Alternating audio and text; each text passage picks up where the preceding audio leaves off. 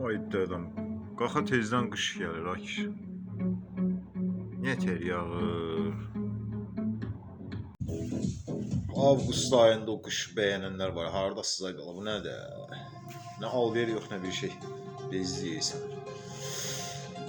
Tak, nədən danışaq? Təzə nəsə gəlib görəsən. Təzə bilet gəlib.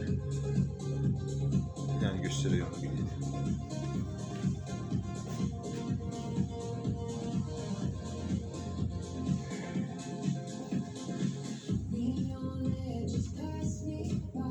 Təzə bilet.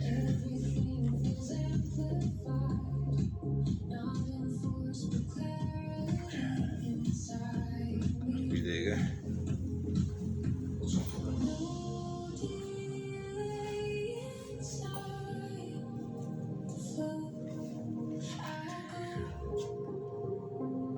Bu vəhşi şey oxşuyur. Vəhşi deyə vəhşi.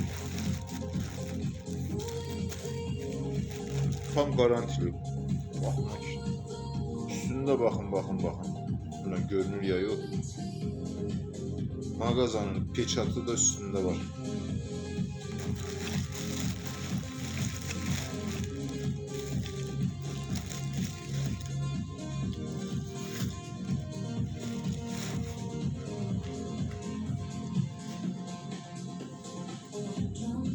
Dalini bilicli bir yerde. Əngə bir şeydir. Bax, gezəni gündüz eləyən deyirlər. Bu həqiqi də bunlar. Qiymətini deyə bilmirəm. Qiymətini deyəndə spama düşür.